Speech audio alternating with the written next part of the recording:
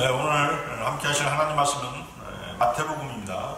마태복음 16장 1절에서 4절 말씀입니다. 마태복음 16장 1절에서 4절 말씀.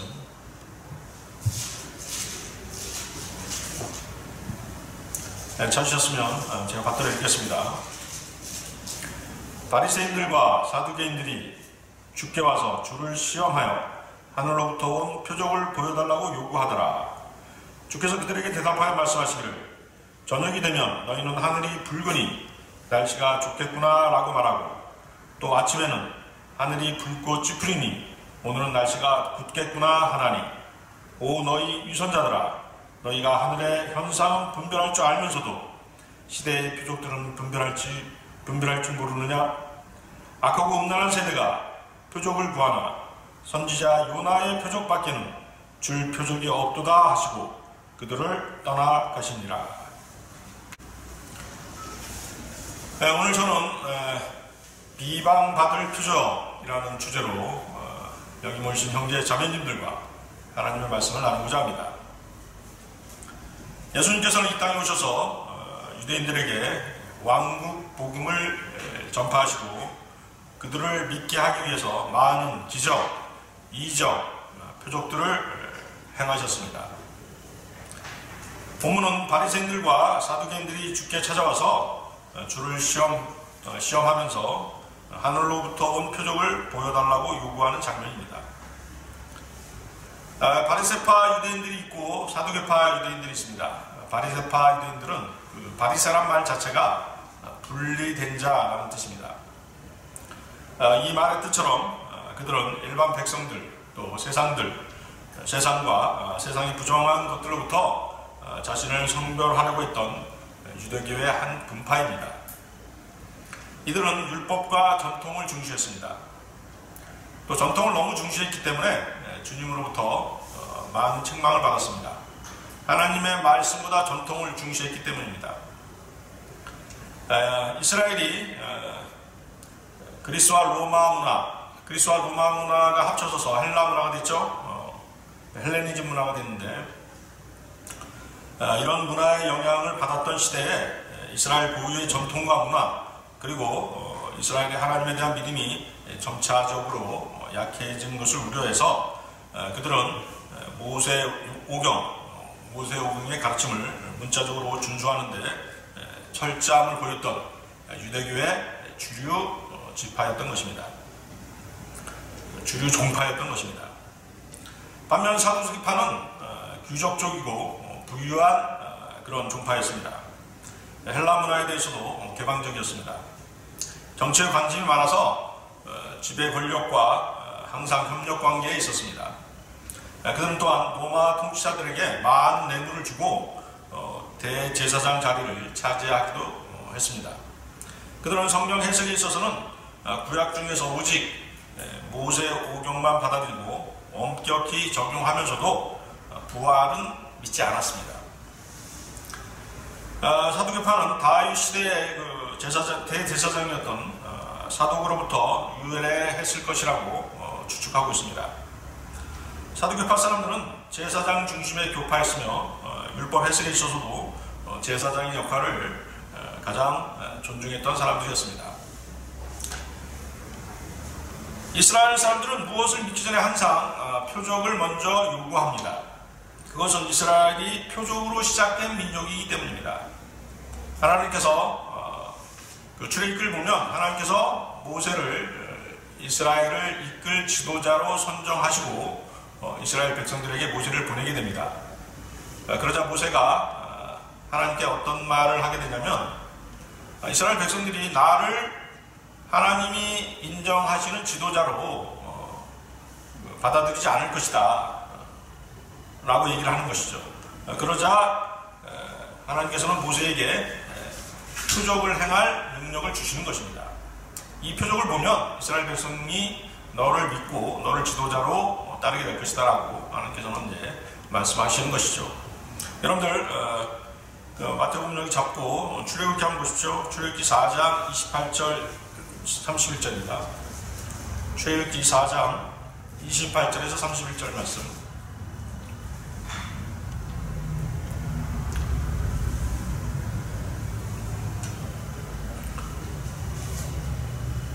찾으셨습니까? 출애굽기 4장 28절 31절 말씀. 모세가 아론에게 자기를 보내신 주의 모든 말씀과 주께서 자기에게 명령하신 모든 표적들을 말하더라. 모세와 아론이 가서 이스라엘 자손의 모든 장로들을 함께 모아놓고 아론이 주께서 모세에게 말씀하셨던 모든 말씀을 전하고 백성들의 목전에서 표적들을 행하니 백성들이 믿고 또 주께서 이스라엘 자손들을 찾아오셔서 그들의 고통을 살피셨다 함을 듣고 그들이 머리를 숙여 경배하더라. 자, 이렇듯 이스라엘 백성들은 모세가 행한 표적을 보고 하나님이 보낸 우리의 지도자구나라고 인정했던 것입니다. 자, 바로 이때부터 이스라엘은 믿기 전에 표적을 구할 권리를 갖게 된 것입니다. 그들은 표적이 없으면 믿지 않는 것입니다. 그렇게 예수님은 이스라엘에게 많은 기적, 미라클이죠, 이적, 원더, 표적, 사인을 보여주신 것입니다. 그래서 고린도전서 1장 22절 말씀을 보면 유대인들은 표적을 구하고 헬라인들은 지혜를 찾지만 우리는 십자가에 못 박히신 그리스도를 전파하느니 라고 되어 있죠.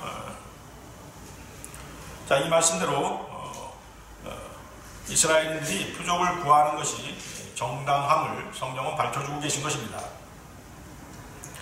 자, 여기서 바리새인들과 사두개인들이 요구하는 하늘로부터 온 표적, 하늘로부터 온 표적을 구하죠. 그 표적은 엘리야 선지자가 행한 표적입니다. 엘리야가 칼멘산에서 불을 하늘로부터 내렸다는 것과 연관이 있습니다.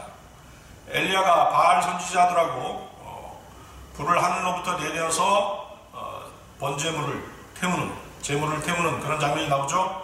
바로 그것이 하늘로부터 온 표적입니다. 이 표적과 기적은 모방이 가능합니다.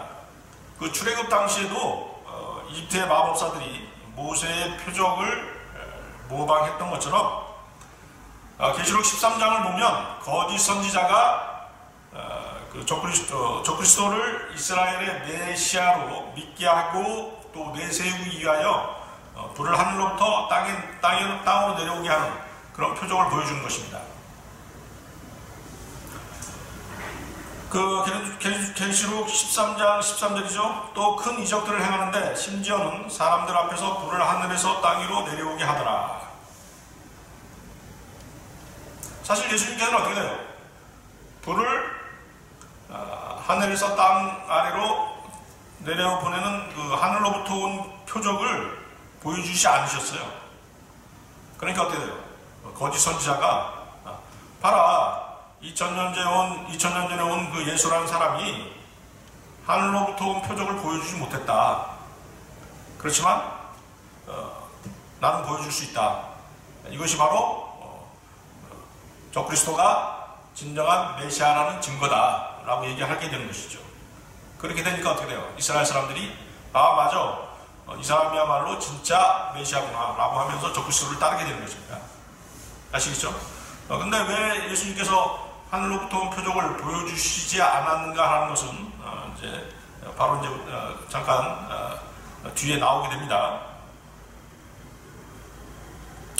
자, 예수님께서는 바리새인들과 사두개인들에게 날씨에 대해서 말씀하시면서 하늘의 현상들을 분별할 줄 알면서 시대의 표적들을 분별할 줄 모르는 그들의 어리석음을 나무라십니다. 주님께서는 또 바리새인들과 사두개인들을 유선자라고 꾸짖으십니다. 이들은 겉으로는 주님께 표적을 요구하지만 그것은 주님을 믿기 위한 것이 아니었습니다. 그들이 주님을 믿었다면 벌써 믿었을 것입니다. 주님은 이전에 많은 표적, 이적, 기적들을 보여주셨기 때문입니다. 그들은 예수님께서 어떠한 표적을 행하시더라도 거부할 마음의 준비가 이미 되어 있었던 것입니다. 그들은 기존에 그들이 가지고 있었던 이스라엘 백성들에 대한 기득권, 정치, 종교적인 지배권을 주님께 넘겨드리기 싫었던 것입니다. 그러기에 주님은 그들을 악하고 음란한 세대라고 정죄하신 것입니다. 자, 그리스도인들은 데살로니가전서 5장 1~4절에 따라서 시대의 징조들을 분명히 알 수 있습니다. 그러나 형제들아, 그때와 시기에 관해서는 너희에게 쓸 필요가 없으니 이는 주의 날이 밤에 도둑같이 오리라는 것을 너희 자신이 정확히 알고 있기 때문이니라.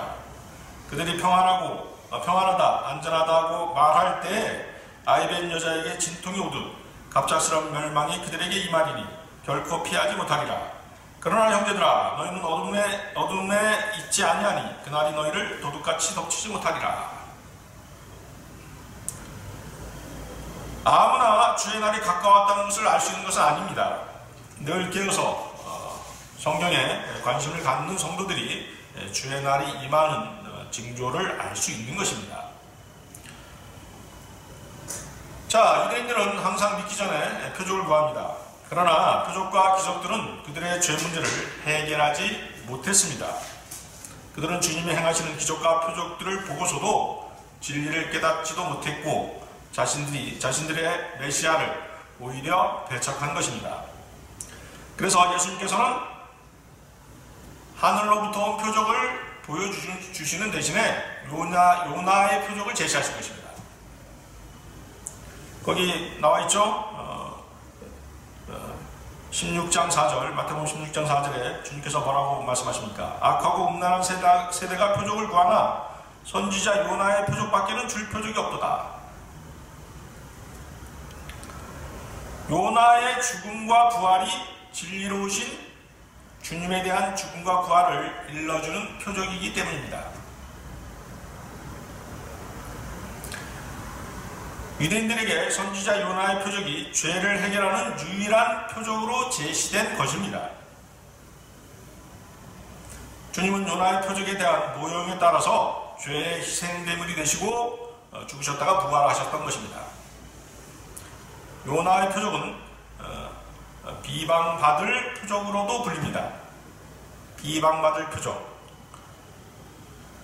주님은 비방받을 표적을 위해서 세워지신 분이십니다. 여러분들 누가복음 보십시오. 누가복음 2장 34절 35절 말씀 자 찾아보시기 바랍니다. 누가복음 2장 34절 35절 말씀.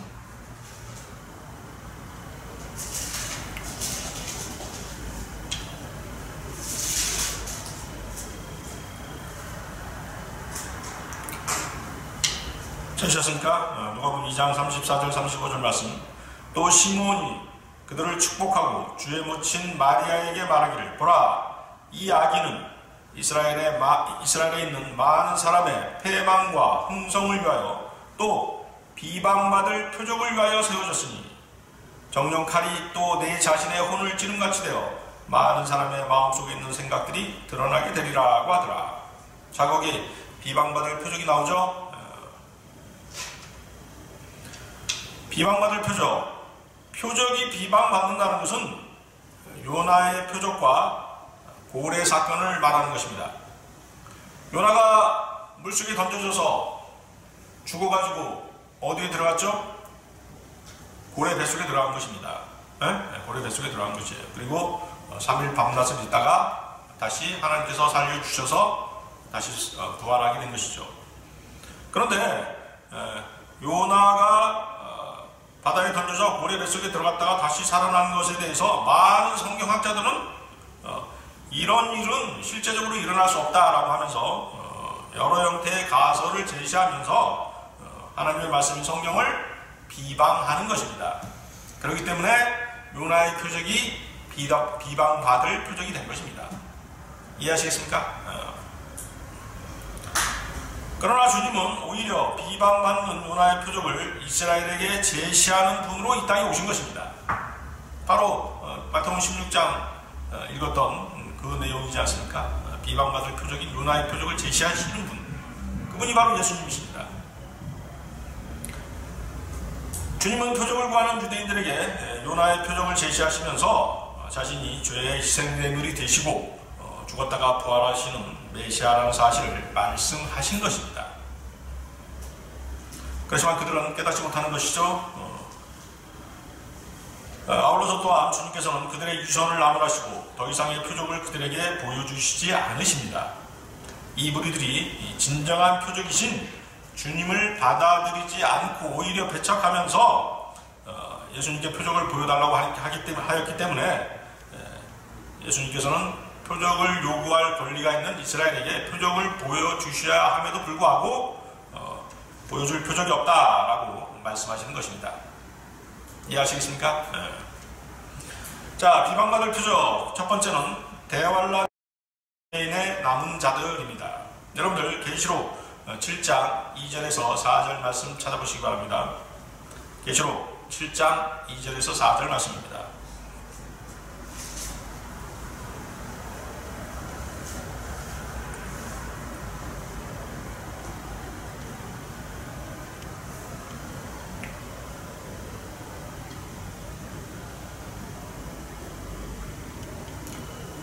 하셨습니까? 계시록 7장 2절에서 4절 말씀. 또 내가 보니 다른 천사가 동쪽에서 올라오는데 살아계신 하나님의 인장을 가지고 있더라. 그가 땅과 바다를 손상시킬 권세를 받은 네 천사에게 큰 음성으로 소리질러 말하기를 우리가 우리 하나님의 종들인 그들의 이마에 인장으로 표시할 때까지 땅이나 바다나 또는 나무들을 손상시키지 말라고 하더라. 또 내가 인장으로 표시를 받은 자들의 숫자를 들었는데 이스라엘 자손의 모든 지파에서 14만 4천 명이 인장으로 표시를 받았더라. 자, 여러분들 거기다 붙여주십시오. 이스라엘 자손의 모든 지파. 자, 인장 14만 4천 명이 누구라는 얘기입니까? 이스라엘 자손의 모든 지파 사람들이죠. 이스라엘 사람들이죠. 비방받을 표적으로서의 요나의 표적은 대환란 때 이스라엘의 남은 자들 14만 4천 명이 하나님의 왕국 복음을 전파하는 모형으로 제시되는 것입니다.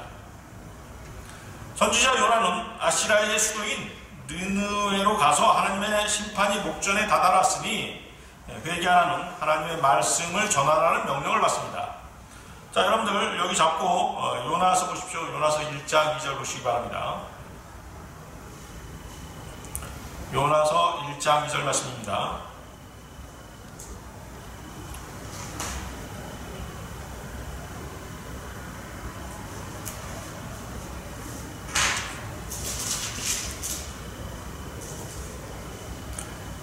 자, 요나서 1장 2절. 너는 일어나 저 큰 성읍 니느웨로 가서 그 성읍에 외치라. 이는 그들의 죄악이 내 앞에 닿았음이라 하셨으나. 자, 하나님께서 이렇게 명령하셨는데 이 명령은 선지자 요나의 입장에서는 수용하기가 불가능한 것이었습니다. 왜 그랬을까요? 니느웨는 당시 세계 최강인 아시리아의 수도였으며 아시리아는 요나의 조국인 북이스라엘을 침공하려고 호시탐탐 노리고 있었기 때문입니다. 하나님께서는 어떠십니까? 이방 민족을 들어쓰셔서 이스라엘과 유다의 죄악을 징치하시는 분이십니다. 아시리아는 이스라엘을 침공했었습니다. 그리고 많은 사람들을 죽이고 많은 백성들을 포로로 잡아갔습니다. 요나가 하나님의 부르심을 받았을 때 그런 일이 벌어졌던 것입니다. 요나가 하나님의 부르심을 받기 전에 그런 일이 벌어졌던 것입니다. 만약 요나가 하나님의 말씀을 전파해서 니느웨 사람들이 회개해서 하나님과 올바른 관계가 되면 하나님께서는 다시 아시리아를 들어쓰셔서 곧바로 하나님께 범죄한 이스라엘을 공격할 것이기 때문이었습니다. 아시겠습니까? 그러나 만약에 니느웨가 회개하지 않는다면 어떻게 되겠습니까?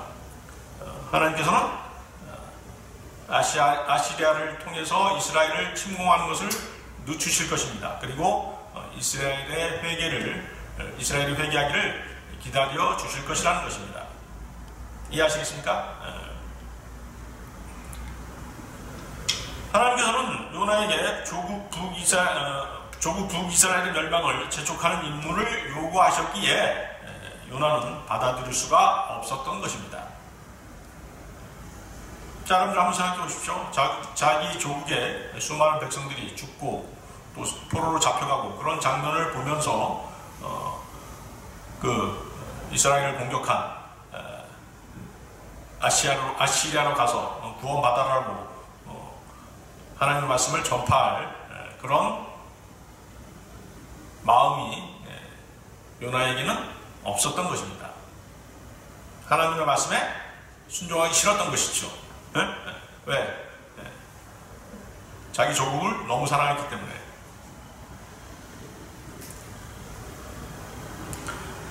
자, 대환란 때 요나 선지자의 임무와 동일한 임무를 명령받게 되는 사람들이 지금 읽었던 이스라엘의 남은 자들 14만 4천 명입니다.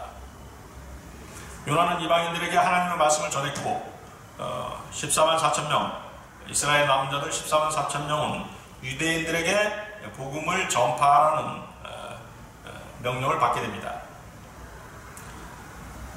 자, 이방인들에게 복음을 전하고 또 유대인들에게 복음을 전하는 그 차이는 있지만 하나님의 말씀을 전파했다는 의미에서 요나 선지자는 14만 4천 명의 예표가 되는 것입니다. 14만 4천 명에게는 왕국 복음을 전파하라는 명령이 주어집니다. 왕국 복음은 지금의 은혜의 복음이 아닙니다. 교회시대의 은혜의 복음은 단지 믿음만으로 구원을 받습니다. 하지만 대환란 때에는 교회가 이미 휴거되었고 환란을 통과하는 사람들은 믿음을 자신의 행위로 지켜서 끝까지 살아남아야 구원을 받는 것입니다. 자신의 믿음을 행위로 끝까지 지켜야 구원을 받는 것이 대환란의 구원의 교리인 것입니다. 그때 전파되는 복음이 바로 왕국 복음입니다. 자, 이 왕국 복음은 예수님께서 초림 때 전했던 복음이 바로 왕국 복음입니다. 마태복음 4장 23절에 그 말씀 나와 있죠. 예수께서 온 갈릴리에 두루 다니시며 그들의 회당에서 가르치시고 또 왕국 복음을 전파하시며 백성 가운데 모든 질병과 모든 허약함을 고쳐주시더라. 왕국 복음의 특징은 첫 번째, 유대인에게만 전파됩니다. 많은 사람들이 성경에서 유대인들에게 주어진 구절들을 교회에다 인용하면서 그리스도인은 영적 유대인이다, 이런 논리를 펼치게 됩니다. 그것은 성경을 곡해한 이단 교리인 것입니다. 그리스도인에게 약속하신 것과 이스라엘에게 약속하신 것이 분명히 다릅니다. 이스라엘에게 주신 약속을 교회에다가 억지로 적용하게 되면 이단 교리가 되는 것입니다. 그래서 여러분들은 성경을 읽을 때 유대인들에게 적용돼야 될 말씀, 이방인들에게 적용돼야 될 말씀, 또 교회에 적용돼야 될 말씀을 구별해서 나누어서 공부해야 하는 것입니다.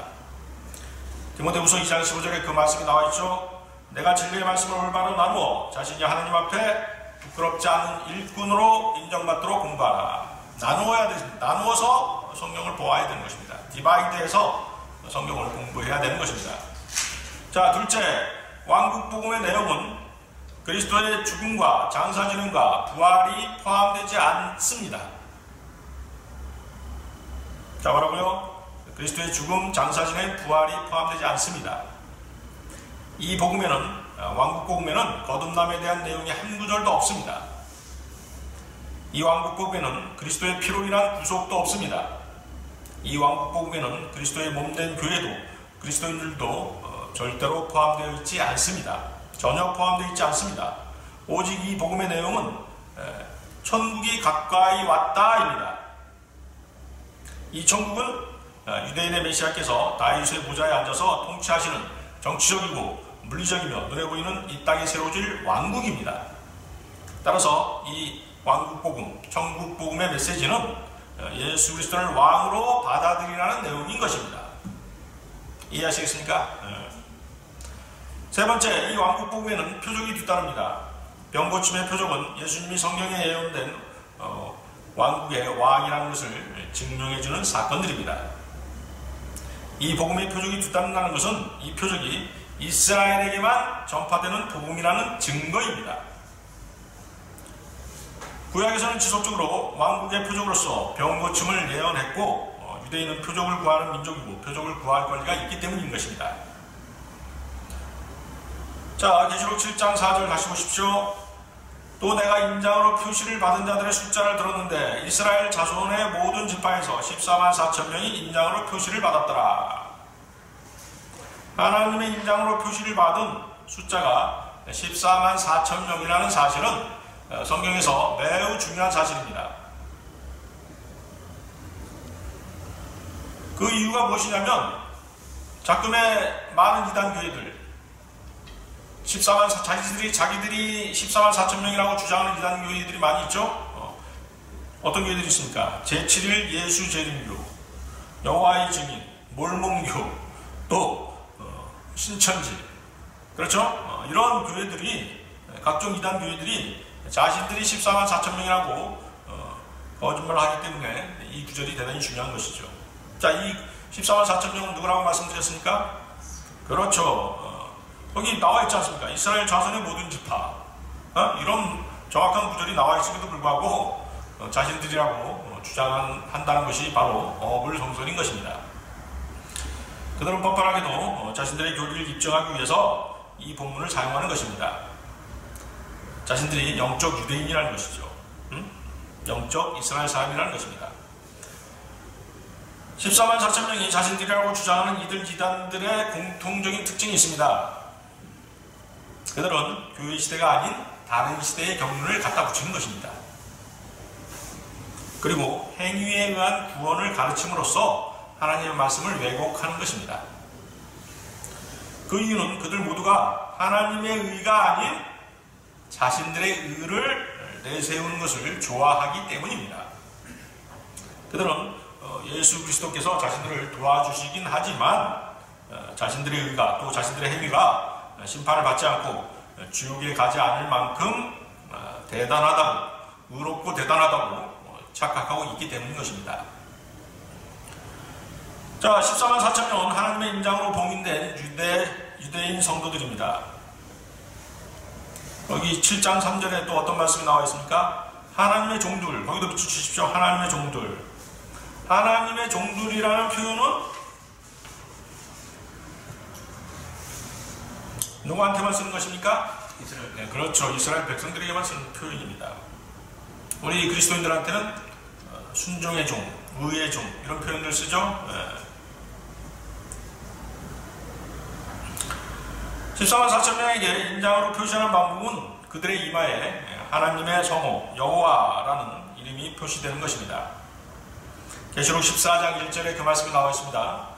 또 내가 쳐다보니 보라, 어린 양이 시온산 위에 서 있고 그와 함께 14만 4천 명이 있는데 그들의 이마에는 그의 아버지 이름이 쓰여 있더라. 자, 이 14만 4천 명에게 여호와의 이름이 표시되어 있기 때문에 여호와의 증인이 자신들을 여호와의 증인이다 자신들을 여호와의 증인이라고 이렇게 부르는 것입니다. 또 자신들이 영적 유대인이라고 주장하는 것입니다. 그리고 그들은 자신들이 지금 모두 환난 중에 있고 끝까지 살아있다면 영원토록 땅에서 육신의 몸으로 통치할 것이라고 주장하는 것입니다. 14만 4천 명은 결코 여호와의 증인들이 아닙니다. 그들은 또한 제7일 예수 재림교도도 아닙니다. 신천지도 아니고 몰몬교도도 아닙니다. 14만 4천 명이 자신들이라고 주장하는 그런 자들은 그리스도인들이 아니라 하나님의 말씀을 왜곡하는 이단들인 것입니다. 무엇보다도 그들은 영적인 유대인들이 아닙니다. 영적인 이스라엘도 아니며 영적인 아브라함의 자손도 아닙니다. 자, 본문에 분명히 뭐라고 되어 있습니까? 이스라엘 자손의 모든 지파 14만 4천 명. 자, 이 말이 어려운 내용이 있나요? 어려운 내용이 없죠? 이 문장을 이해할 필요도 없습니다. 분석할 필요도 없어요. 그냥 문자 그대로 읽기만 하면 알 수 있는 내용입니다. 이 쉬운 내용을 왜곡하는 이유가 무엇이겠습니까? 그들을 마귀의 영이 관장하고 있기 때문인 것입니다. 이단교대에 푹 빠져있는 사람들과 어울리게 되면 알게 모르게 마귀의 영이 은밀하게 영향을 미치는 것입니다. 디도서 3장 10절에서 11절 말씀에는 이단 종파에 속한 사람은 한두 번 훈계한 후에 거절하라. 내가 알거니와 그러한 자는 타락하고 죄를 지어 스스로 정죄받는 자니라. 사람들이 이단에서 빠져나오지 못하는 몇 가지 이유가 있습니다. 첫 번째는 집단 마귀 들림입니다. 목사가 이단교의 그 지도자가 마귀에게 장악되면 거기에 속한 신자들도 바이러스에 감염되듯이 똑같이 마귀의 영향력 아래 놓이게 되는 것입니다. 둘째는 육신적인 욕심 때문입니다. 진리를 거부하더라도, 하나님의 말씀인 진리를 거부하더라도 자신의 육신을 만족시키는 어떤 이로운 것들이 그 이단교회에 있기 때문에 빠져나오지 않는 것입니다. 그 이로움이라는 게 무엇이겠습니까? 뭐 어떤 그 친교, 그쵸? 친교 모임, 거기서 따라하기 싫은 것이죠. 아니면 어떤 이권이 관계될 수도 있습니다. 특히 그 이단교회들은 사업 같은 거 많이 하지 않습니까? 그쵸? 그런 어떤 이권, 또 교회에서의 어떤 자신의 직분, 그거 놓기 싫은 것이에요. 그 직분이 있기 때문에 어떤 영향력을 행사할 수 있는 그런 권리, 그런 것들이 있기 때문에, 그런 것들이 자신의 육신을 만족시키기 때문에 이단교회에서 빠져나오기 싫어하는 것이죠. 그렇지만 진리의 말씀, 하나님의 말씀에 대한 두려움이 있다고 한다면 그곳이 잘못된 교회고 이단교회라고 한다면 빠져나와야 되는 것입니다. 이단교회들은 하나님께로부터 받을 보상이 아무것도 없는 것입니다. 상을 받지 못하는 것입니다. 혹시라도 구원받았다고 한다면, 구원받지 못했을 가능성이 많지만 혹시라도 구원받은 사람이 거기에 빠져있다고 한다면 하나님께로부터 받을 상은 없는 것입니다. 오히려 책망만 받게 될 것입니다. 자, 비방받을 표적 두 번째는 예수 그리스도의 죽으심과 장사되심과 부활하심입니다. 여러분들 요나서 1장 다시 보십시오. 1장 3절부터 보겠습니다.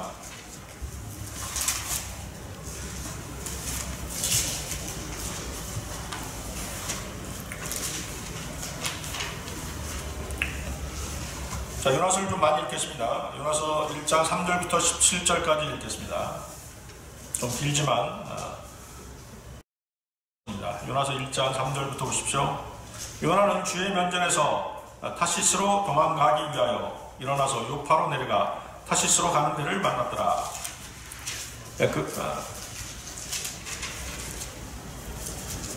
그리하여 그가 주의 면전에서 피하여 그들과 함께 타시스로 가려고 뱃삭을 집으라고 배에 탔더라. 그러나 주께서 큰 바람을 바다로 보내셨더니 바다에 큰 폭풍이 일어나서 배가 거의 부서지게 된지라. 그때 뱃사람들은 두려워서 각자 자기 신에게 부르짖고 배에 있는 물건들을 바다에 던져 그들의 배를 가볍게 하더라. 그러나 요나는 배 밑층으로 내려가서 누워 곧 잠이 들었더라. 그러므로 선장이 그에게 가서 그에게 말하기를 오 잠자는 자여 어찌된 일인가. 일어나 내 하나님께 구하라. 혹시 하나님께서 우리를 생각하시어 우리로 멸망하지 않게 하실까 하노라 하더라. 또 그들이 각자 자기 동료에게 말하기를 오라 우리가 제비를 뽑아 누구의 탓으로 이런 재앙이 우리에게 닥쳤는지 알아보자고 하고 그들이 제비를 뽑으니 그 제비가 요나에게 떨어졌더라. 그러자 그들이 그에게 말하기를 우리가 내게 청하노니 누구의 탓으로 이런 재앙이 우리에게 닥쳤는지 우리에게 말하라. 내 직업이 무엇이냐. 너는 어디에서 왔느냐.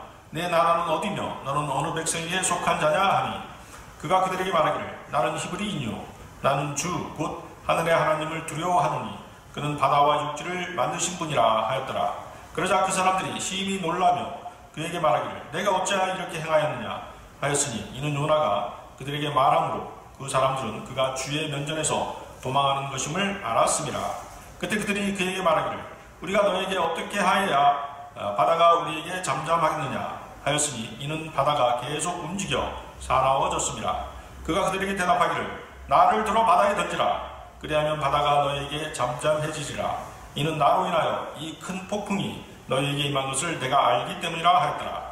그럼에도 그 사람들은 배를 육지에 대려고 애써 노를 저었으나 그렇게 할 수가 없었으니 이는 바다가 계속 움직여 그들에게 사나워졌습니다. 그러므로 그들이 주께 부르짖어 말하기를 오 주여 우리가 주께 간구하고 우리가 주께 간구하오니 이 사람의 생명으로 인하여 우리를 멸하지 마시며 무죄한 피를 우리에게 돌리지 마소서. 이는 오 주여 주께서는 주께서 기뻐하시는 대로 행하셨음이니라 하고 그들이 요나를 들어 바닷속으로 던지니 바다가 그 사나움에서 그쳤더라. 그러자 그 사람들이 주를 심히 두려워하며 주께 희생제를 드리고 소원을 하였더라. 그때 주께서는 요나를 삼킬 큰 물고기를 예비하셨으니 요나가 그 물고기 배에서 3일 낮과 3일 밤을 있었더라. 자, 하나님의 명령을 거부하고 하나님의 명령이 무엇이었죠? 아시리아의 수도인 느느웨로 가서 하나님의 말씀을 선포하라는 명령이었습니다. 그 명령을 거부하고 니느웨의 반대편인 타시스로 도망가다가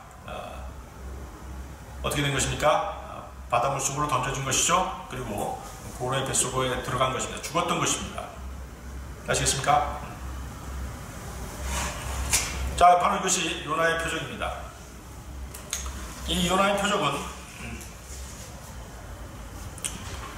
신약 교리를 예표합니다. 왜냐하면 이 표적은 주님께서 바리새인들과 사두개인들에게 악하고 음란한 세대라고 말씀하신 것처럼 죄 문제를 지적하는 유일한 표적이기 때문입니다. 예수 그리스도의 죽으심과 부활하심과 관계가 있는 표적입니다. 주님께서는 이 표적 외에는 줄 표적이 없다라고 말씀하셨던 그 표적입니다. 신약 교리에는 표적이 등장하지 않습니다. 예수님께서는 요나의 표적을 말씀하시고 구약의 예언을 성취시키면서 신약의 구원 계획을 나타내 보이시는 것입니다. 마태복음 12장 40절 말씀이죠. 요나가 사흘 낮과 사흘 밤을 고래의 뱃속에 있었듯이 인자도 그처럼 사흘 낮과 사흘 밤을 땅의 심장 속에 있을 것이라. 자, 그 물고기, 요나서에서는 물고기라고 나오지만 마태복음에서는 뭐예요? 그 물고기의 정체가 뭐예요? 고래라고 나오지 않습니까? 그렇죠? 정확하게 고래라고 나오죠? 당시 이스라엘의 종교 지도자들은 주님께서 보여주신 표적, 이적, 기적을 보고서도 진리를 깨닫지 못했습니다. 주님을 자신들의 메시아로 받아들이지 않은 것입니다. 자, 그 이유가 무엇이라고 했죠? 예수님을 배척한 이유.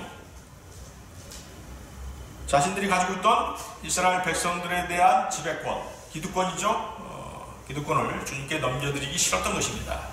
자신들이 계속 영광을 차지하고 싶었던 것이죠. 자, 그런 악한 마음이 있었기 때문에 예수님께서는 요나의 표적밖에는 보여줄 표적이 없다라고 말씀하신 것입니다. 자, 그러면서 이때 제시된 역사상 가장 위대한 기적인 요나의 표적을 죄 없으신 분, 주님의 죽으심과 부활하심, 그리고 불멸하심을 나타내는 그런 표적이었던 것입니다. 로마서 6장 9절에 그리스도께서 죽은 자들로부터 일으켜 주셔서 다시는 죽지 아니하시고 사망이 더 이상 그를 주관하지 못하는 줄 우리가 아노라. 신약 교리에서는 침례의 모형에 따라 요나의 표적은 죄를 해결하는 유일한 표적으로 제시가 되는 것입니다. 자, 우리가 읽었다시피 요나는 어떻습니까? 다른 사람들을 살리기 위한 죄의 희생 제물이 되어서 어떻습니까? 바다로 던져지지 않습니까? 그렇죠? 요나가 바닷물 속으로 던져진 것이 주님의 장사되심의 예표가 되는 것입니다. 죽으심과 장사되심의 예표가 되는 것입니다. 우리가 받는 침례 역시 예수님과 함께 죽었고 장사되었음을 보여주는 것입니다. 여러분들 로마서 6장 한번 보십시오. 로마서 6장 여기 잡고 로마서 6장 3절에서 4절 말씀 보십시오. 로마서 6장 3절에서 4절 말씀.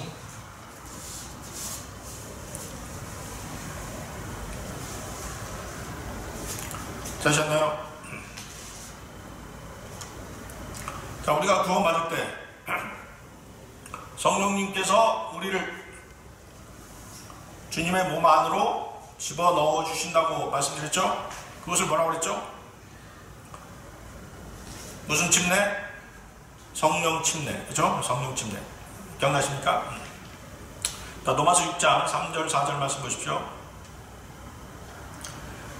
예수 그리스도 안으로 침례받은 우리가 그의 죽으심 안으로 침례받은 것을 알지 못하느냐. 그러므로 우리가 죽음 안으로 침례를 받아 그와 함께 장사되었으니 이는 아버지의 영광으로 인하여 그리스도께서 죽은 자들로부터 일으켜 주심과 같이 우리도 또한 생명의 새로운 가운데서 행하게 하려 함이니라. 자, 이것이 바로 이제 이 구절이 생명 침례에 대한 성령 침례에 대한 말씀인 것입니다. 그러니까 여기 그 로마서 6장 3, 4절도 성령 침례하고 관계가 있는 구절입니다. 그러니까 일반적인 침례만을 얘기하는 건 아니죠. 그렇죠?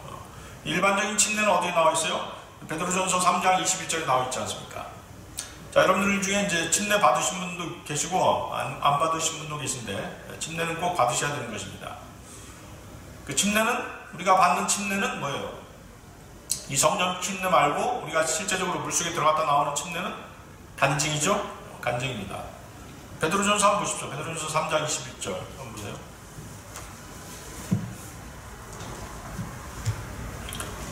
베드로전서 3장 21절.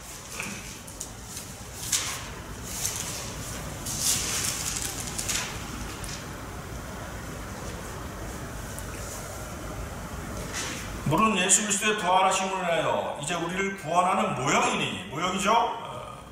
모형이라고 되어 있지 않습니까? 침례가 구원받는 게 아니라는 것이죠. 구원하는 모형이니 곧 침례라. 이것은 육체의 더러움을 제거하는 것이 아니라 하나님을 향한 선한 양심의 응답이라. 바로 뭐라는 얘기예요? 자식은 이 자신이 구원받았다라고 하는 간증인 것입니다. 아시겠습니까?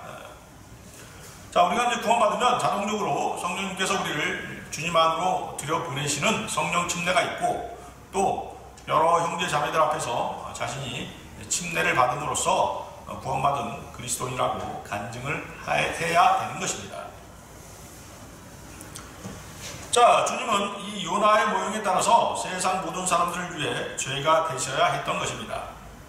고린도후서 5장 21절 말씀을 보면 하나님께서 죄를 알지 못하는 그를 우리를 위하여 죄로 삼으신 것은 우리로 하여금 그 안에서 하나님의 의가 되게 하려 하심이라. 하나님께서는 우리를 하나님의 의로 살게 하시려고 예수님이 십자가에서 우리 죄들을 지셨을 뿐만 아니라 우리를 위하여 죄로 삼으신 것입니다. 하나님께서는 인류의 죄에 대한 진노를 그리스도께 퍼부으신 것입니다. 그러기 위해서 주님 자신이 죄의 화신인 사탄, 곧 장대위의 뱀이 되셔야 했습니다. 요한복음 3장 14, 15절이 바로 그 말씀이죠. 모세가 광야에서 뱀을 들어올린 것 같이 인자도 그렇게 들려 올려져야만 하리니 이는 그를 믿는 사람은 누구든지 멸망하지 않고 영생을 얻게 하려 함이니라. 우리를 위해서 뭐가 되신 것이에요? 죄가 되신 것입니다. 하나님께서는 주님을 속죄 제물로 만드셨습니다. 십자가에서 주님은 모욕과 수치와 고통을 당하셨습니다. 주님은 죄가 되셨으며 하나님의 진노가 장차 사탄에게 퍼부어질 것처럼 주님께 부어진 것입니다. 예수님께서는 인류의 모든 죄에 대한 대가를 지불하신 것입니다. 베드로전서 2장 24절 말씀에는 그가 친히 나무에 달린 자신의 몸으로 우리의 죄들을 담당하셨으니 이는 우리가 죄들에는 죽고 의에는 살게 하려 하심이니라. 그가 채찍에 맞음으로 너희가 낫게 되었느니라. 이것이 바로 비방받을 표적을 통한 대속의 핵심 내용입니다. 그리스도께서는 우리를 위하여 저주가 되셨기에 인류의 죄 때문에 가득 부어진 하나님의 진노의 잔을 마셨던 것입니다. 주께서 친히 죄값을 지불하셨기에 우리가 할 일은 아무것도 없는 것입니다. 만일 자신의 의롭고 선한 행위로 죄의 대가를 지불하려고 한다면 그것은 세상 종교들과 이단교회들이 하는 참으로 어리석은 짓인 것입니다. 다시 말씀드리지만 이미 죄값은 지불되었습니다. 그 값은 십자가에서 흘리신 주님의 보혈이었던 것입니다. 비방받을 표적, 마지막 세 번째는 말씀에 불순종하는 자들의 회복입니다. 말씀에 불순종하는 자들의 회복. 비방받을 표적으로서의 요나의 표적은 말씀에 불순종하는 자들의 회복과도 관련이 있습니다. 요나는 하나님의 명령에 불순종하고 니느웨의 반대편인 타시스로 도망하다가 물에 빠져 죽어서 고래 뱃속에서 3일 밤낮을 있다가 다시 살아나게 됩니다. 하나님께서 살려주신 것입니다. 이것이 주님의 부활의 예표가 됩니다. 자, 주님께서는 죽으시고 어디로 가셨어요? 지옥에 다녀오셨죠? 지옥에 다녀오셨어요. 자, 다시 살아난 요나는 다시 하나님의 명령을 받습니다. 다시 하나님의 명령을 받고 니느웨로 가서 하나님의 심판을 선포하라는 명령을 받는 것입니다. 여러분들 요나서 3장 다시 보십시오. 요나서 3장입니다.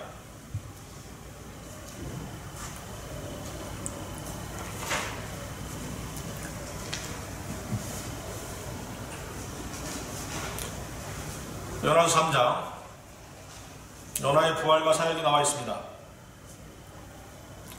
주의 말씀이 요나에게 두 번째 임하여 말씀하시기를. 자, 이 상황은 이제 요나가 두 번째 살아난 것입니다. 2장은 여러분들이 한번 읽어보십시오.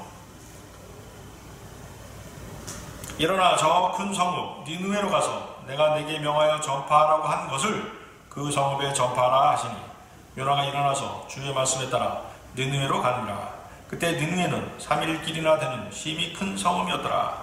요나가 그 성읍에 들어가 하룻길을 시작하고 그가 부르짖어 말하기를 40일이 지나면 니느웨가 무너지리라 하였더라. 그리하여 니느웨 백성이 하나님을 믿고 금식을 선포하며 굵은 베옷을 입었으니 그들 중에 가장 큰 자로부터 가장 작은 자에 이르기까지라. 소문이 니느웨 왕에게 이르자 왕이 그의 보좌에서 일어나 그의 왕복을 벗고 굵은 베옷을 입고 제에 앉았더라. 왕이 그의 귀족들과 더불어 니느웨 전역에 칙령을 선포하고 조소를 내리게 하여 말하기를 사람이나 짐승이나 소떼나 양떼나 입에 아무것도 대지 못하게 하라. 먹지도 말고 물도 마시지 못하게 하고 사람이나 짐승이나 굵은 배를 쓰고 힘써 하나님께 부르짖게 할지니 정녕 그들 각인으로 자기의 악한 길과 자기의 손에 있는 난폭함에서 돌이키게 할지니라.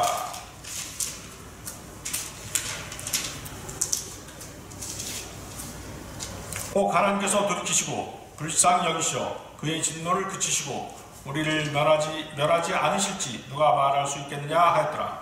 하나님께서 그들의 행함을 보시니 그들이 그들의 악한 길에서 돌이키는지라. 그러므로 하나님께서는 그들에게 내리시겠다고 말씀하셨던 재앙에서 돌이키시고 그 일을 행하지 않으셨더라. 놀라운 장면이죠. 누구까지 구원을 받은 거예요? 요나가 선포한 하나님의 말씀으로 인해서 누구까지 구원을 받은 거예요? 거기 있는 짐승들까지 다 구원받은 것이에요. 요나가 전한 하나님의 말씀으로 당시 인구가 36만 정도가 되는 니느웨 전체가 회심하게 된 것입니다. 요나가 전한 하나님의 말씀으로 짐승들까지 회개했던 것입니다. 마태복음 12장 41절 말씀에는 심판 때 니느웨 사람들이 2세대와 함께 일어나서 2세대를 정죄하리니 이는 그들이 요나의 전파로 회개하였기 때문이라. 그러나 보라 요나보다 더 위대한 이가 여기 있느니라. 주님께서 하신 말씀이죠. 비방받을 표적인 요나의 표적을 제시하신 주님은 요나의 능력보다 훨씬 크신 능력을 가지신 분이십니다. 요나가 전한 하나님의 말씀으로 36만 명이 구원받았습니다. 자, 주님의 십자가의 능력으로 얼마나 많은 사람들이 회개하고 또 구원받게 되었습니까? 셀 수는 없죠. 그런데 요나는 이런 하나님의 크고 위대하시며 자애로우신 능력보다는 자신의 육신적인 욕망에 계속 사로잡혀 있었습니다. 또 그 욕망을 드러내기를 서슴지 않았습니다. 요나는 아시리아가 장차 이스라엘을 공격할 것이 뻔한 사실이었기 때문에 자, 아시리아가 회개하면 하나님께서 어떻게 하신다고 했어요? 아시리아를 들어쓰셔서 죄에 빠져있는 우상숭배에 빠져있는 이스라엘을 치게 하신다고 되어 있지 않습니까? 그렇죠? 이방 민족을 들어쓰셔서 이스라엘과 유다를 진치하시는 것이 바로 하나님의 계획이십니다. 그 사실을 요나는 알고 있었던 것이죠. 그래서 요나는 아시리아가 장차 이스라엘을 공격할 것이 뻔한 사실이기 때문에 느느웨를 구원하시는 하나님의 뜻에 여전히 불만을 갖고 있었던 것입니다. 그는 다시 살아나서 니느웨에 하나님의 말씀을 전하고 선포하고 니느웨를 구원하신 하나님의 뜻이 불만이었던 것입니다. 여러분들 요나서 4장도 한번 보십시오. 요나서 4장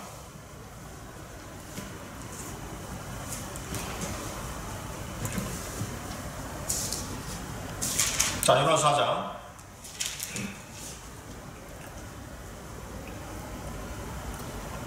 그러나 그 일이 요나를 심히 불쾌하게 하였으니 요나가 매우 노하였더라.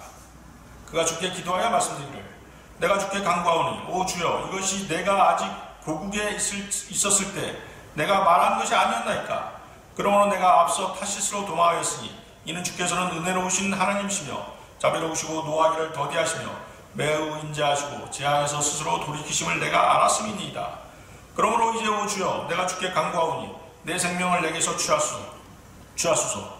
사는 것보다 죽은 것이 내게 더 나음이다 하더라. 그때 주께서 말씀하시길 내가 성내는 것이 잘하는 것이냐 하시더라. 그리하여 요나가 그 성읍 밖으로 나아가서 성읍 동편에 앉아 거기서 움막을 짓고 그 아래 그늘에 앉았으니 이는 그 성읍이 어떻게 될 것인지 보려 함이었더라. 그때 주 하나님께서 박넝쿨을 예비하사 요나 위로 올라가게 하셨으니 이는 그의 머리 위에 그늘이 지게 하여 그의 슬픔에서 그를 구해내시려 함이었더라. 그러므로 요나가 그 박넝쿨로 인하여 심히 기뻐하였더라.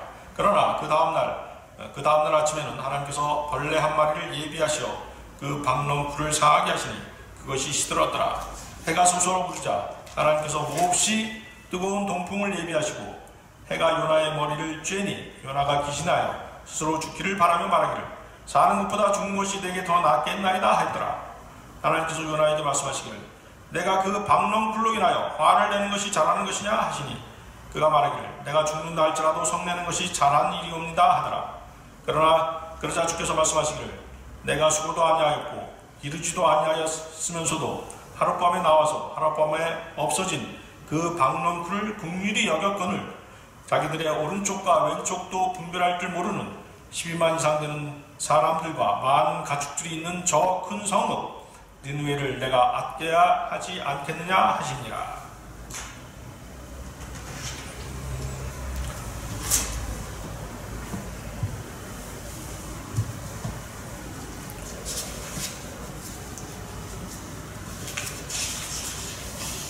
자, 요나는 자신의 조국의 철천지 원수인 아시리아가 멸망하기를 바랐지 구원받기를 원치 않았던 것입니다.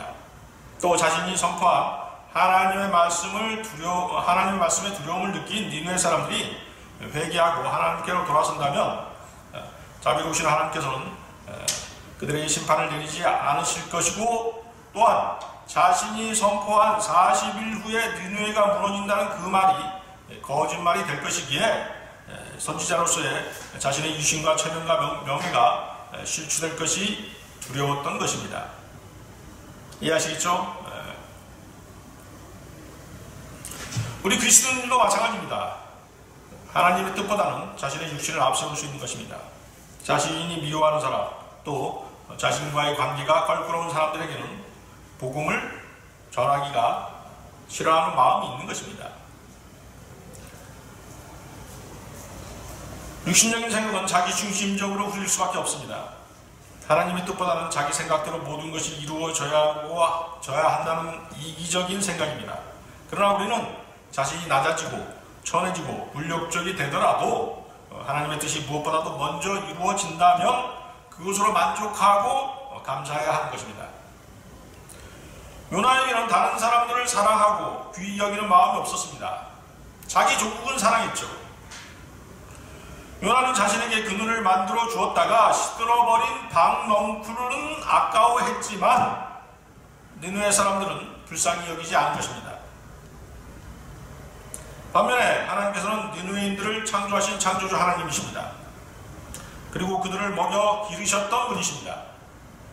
하나님께서는 오랫동안 니느웨가 회개하도록 기다려주셨고 많이 참으셨고 그들을 회개시키기 위해서 많이 애쓰셨던 것입니다. 자, 우리가 복음을 전하는 이유가 무엇입니까? 죄 가운데 살다 지옥에 갈 수밖에 없는 사람들을 불쌍히 여기고 동정하는 마음에서 복음을 전하는 것입니다. 그것 때문에 하나님께서 육신을 입고 오셔서 십자가의 고통스러운 죽음을 당하셨던 것입니다. 우리는 자신이 좋아하는 사람한테만 복음을 전할 것이 아니라 누구를 막론하고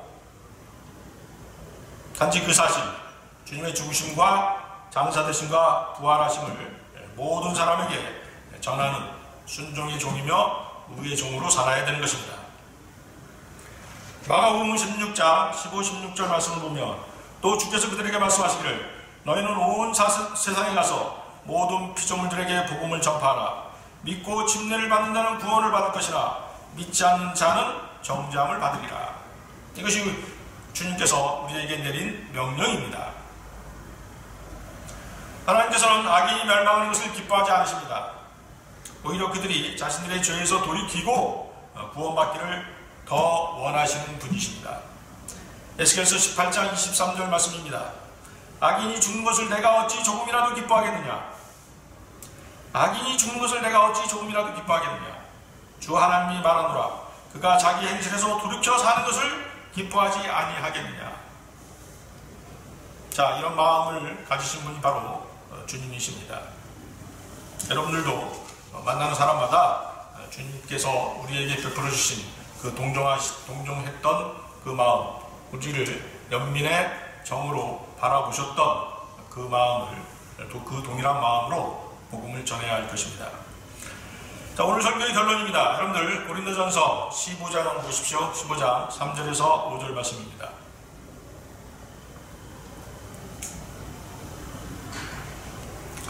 고린도전서 15장 3절에서 5절 말씀.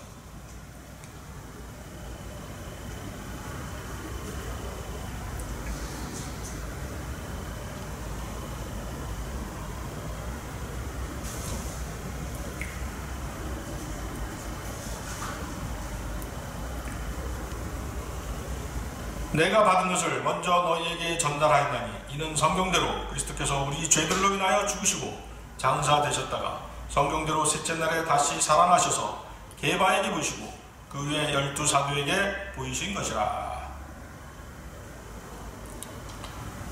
자, 방금 읽은 구절이 바로 복음입니다.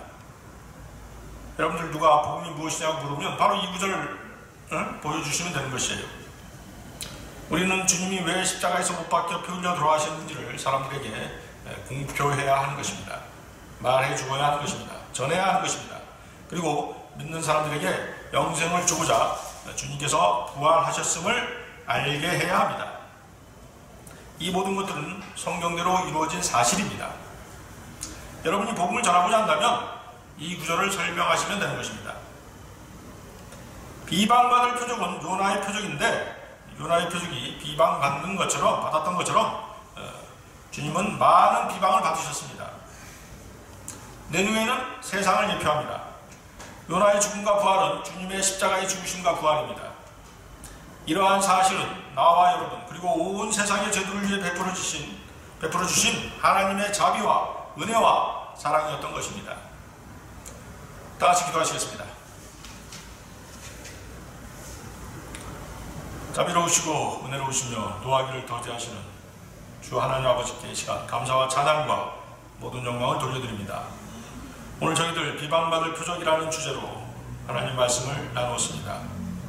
실로 주님께서는 우리의 죄 때문에 비방과 모욕과 수치를 당하셨고 십자가의 질고를 지시고 그 흘리신 보혈로 우리의 죄값을 다 치워주셨습니다. 이제 저희들 주님의 죽으심과 장사되심과 부활을 전하는 주님의 증인으로서 더 열성을 내고 주님의 뜻에 더욱 부응하는 삶을 살고자 합니다. 항상 능력을 주시고 힘을 주셔서 주님이 맡겨주신 화해의 직분을 잘 감당할 수 있도록 저희를 이끌어 주시옵소서. 또 복음으로 칭찬받게 하시며 복음에 합당한 삶을 살도록 도와주시옵소서. 주님 오시는 그날까지 저희의 시선이 오직 주님만을 향할 수 있도록 저희의 마음을 주장하여 주셨기를 바라옵고 또 원합니다. 이 모든 기도 곧 다시 오셔서 우리를 부르실 주 예수 그리스도의 이름으로 기도드렸습니다.